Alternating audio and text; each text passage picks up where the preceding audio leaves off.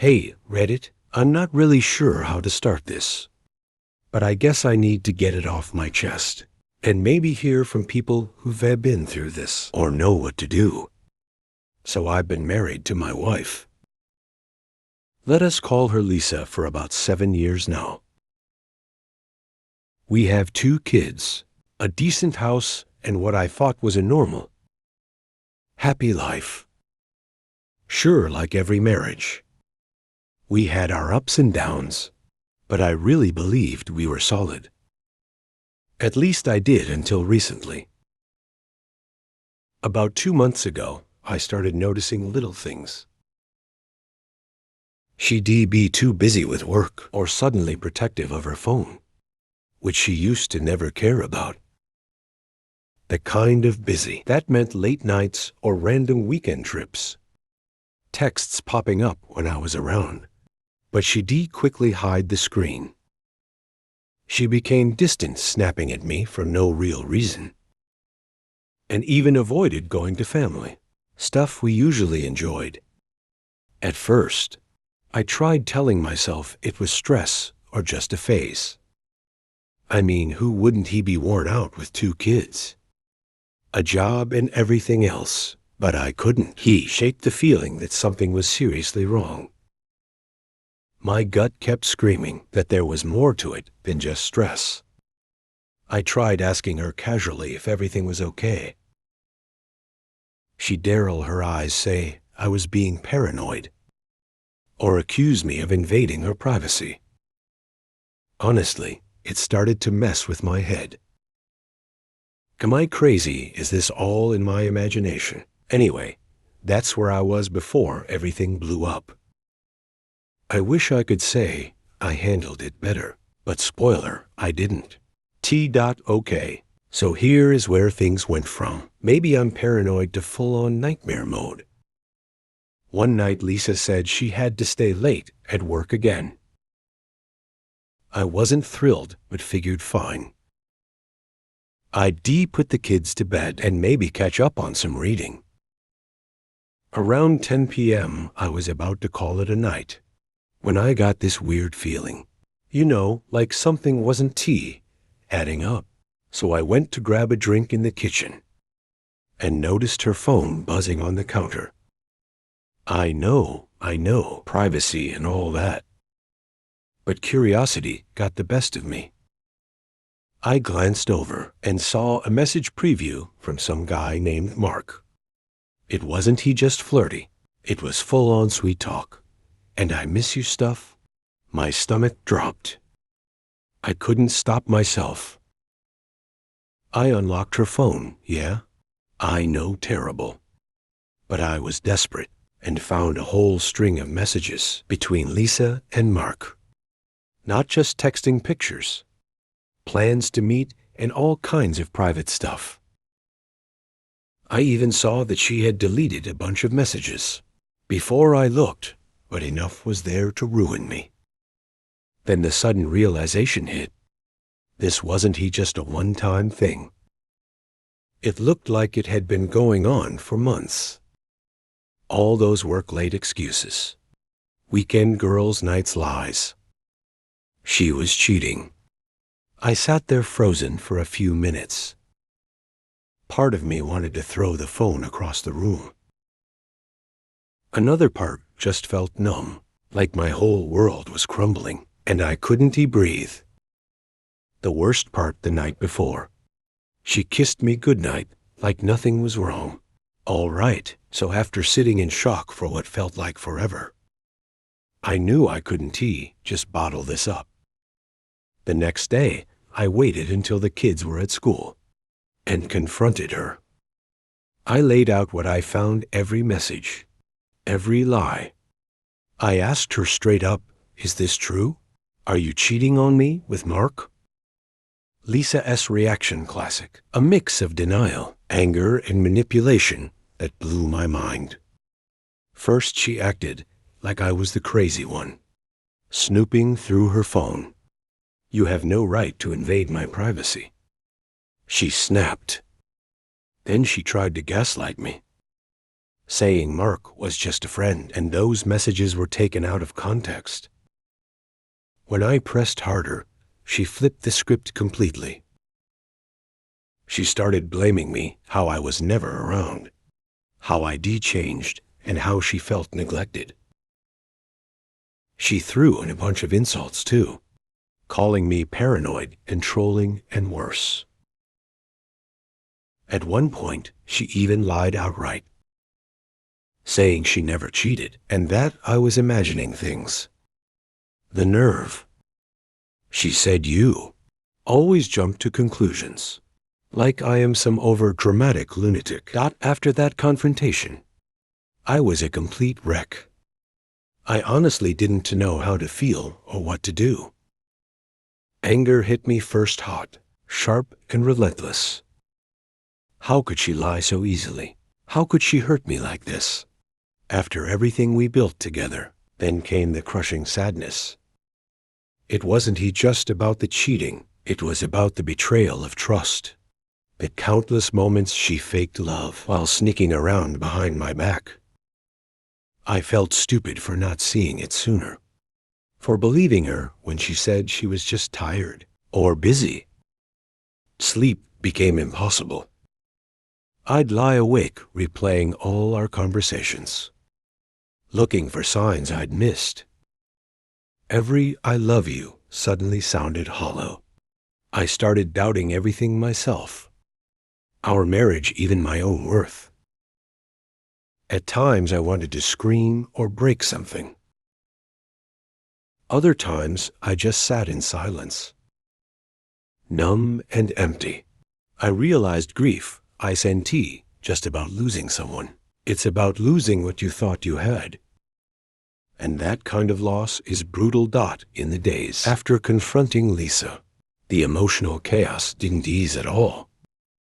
She texted me a few times, acting like everything was fine, trying to brush it off or guilt-trip me for being so paranoid.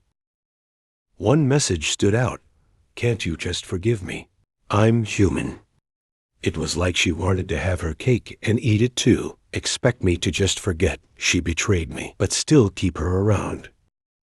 I went back and forth between wanting to believe her, hoping maybe it was a mistake, or that she was sorry enough to fix things, and knowing deep down that trust, once shattered, isn't easily rebuilt.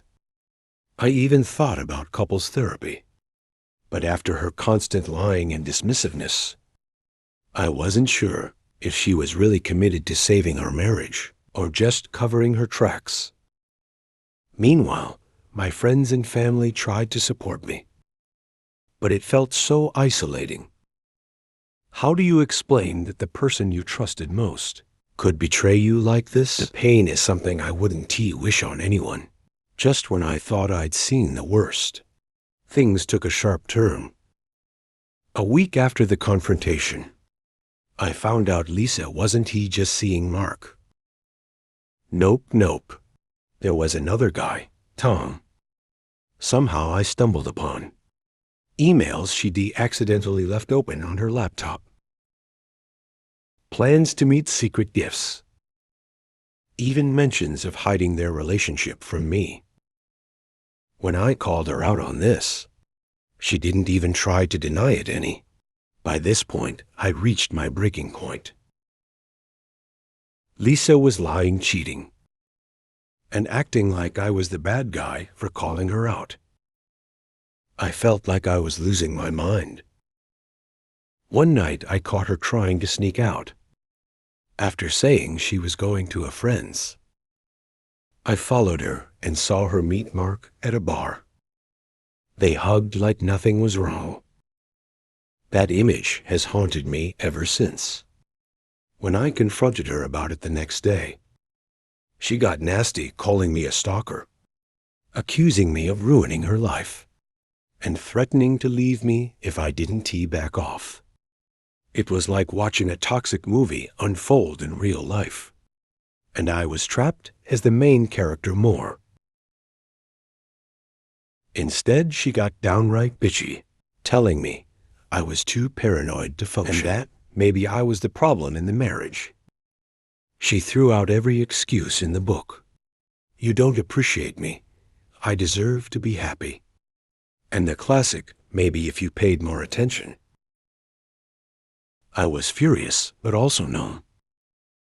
How many times could one person lie before the whole thing collapses? I was watching the woman I thought I knew turn into a stranger right before my eyes. I wanted to scream. Instead, I just stared at her, feeling like I didn't even know the woman sitting in front of me. The woman I loved, apparently capable of such cold betrayal and lies. That day, our conversation ended with her storming out, slamming the door behind her. I was left alone with a mess of broken trust and my own raging emotions. After that night, I knew things couldn't go on like this. I felt betrayed, disrespected, and utterly exhausted. I started seeing a therapist on my own because I needed help sorting through the mess in my head. It helped to have someone who listened without judgment. Lisa, meanwhile, kept flipping between pretending everything was fine and getting aggressive when I asked serious questions. I realized I had to decide. Do I try to fix this broken marriage or walk away before it destroys me? After weeks of soul searching, talking to friends, and therapy sessions, I finally made my choice.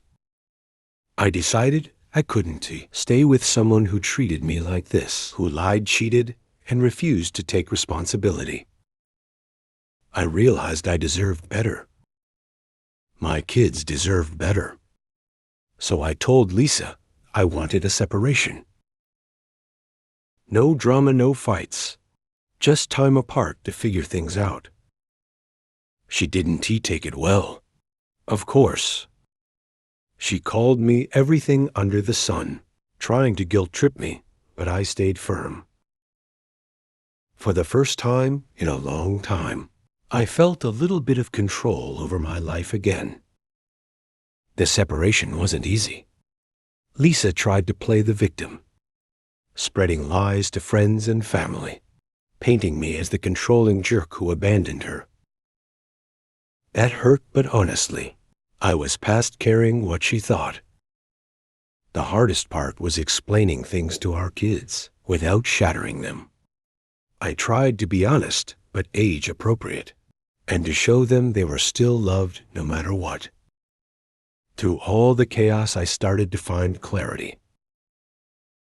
I realized I'd been ignoring red flags for too long. And that loving someone doesn't mean accepting disrespect or betrayal. The weeks after the separation were some of the hardest I've faced. I felt lonely, angry, sad all at once. But I also started to focus on myself. For the first time in years, I picked up old hobbies, spent more time with friends, and even started journaling to process everything. Therapy helped me unpack my feelings and rebuild my confidence. Most importantly, I began to understand that healing isn't linear. Some days are better than others, and that's okay. Looking back, I realize how blind I was to the warning signs. I let myself get comfortable in a marriage that was quietly falling apart. Lisa's cheating shattered my world, but it also forced me to grow, to set boundaries, value myself, and demand honesty and respect in relationships. I've learned that love without trust isn't love at all, and sometimes walking away is the healthiest choice, even if it hurts. If you're reading this and suspect something is off, don't ignore your gut like I did. Those little feelings are often warning signs. Communicate openly, but don't settle for lies or excuses. Trust your instincts and know your worth. And if you do find out someone has betrayed you, remember that your feelings are valid: anger, sadness, confusion. All of it Give yourself permission to grieve. Seek support and take time to heal. I'm still working on rebuilding my life day by day. It's not easy, but every small step feels like progress. I'm learning to trust myself again and to open up to the possibility of love someday, when I'm ready. For now, I'm focused on being a better dad and taking care of my own mental health. The pain of betrayal will always be there, but I'm determined not to let it define me. To anyone going through something similar, you're not alone. Betrayal cuts deep, but it doesn't have to break you. It's okay to feel everything: anger, hurt, confusion, and it's okay to choose what is best for you. I'm still healing, but I'm stronger now. Stronger because I faced the truth, refused to be silenced, and chose to reclaim my life. Thanks for reading my story. If you're struggling, reach out. There is hope after the storm.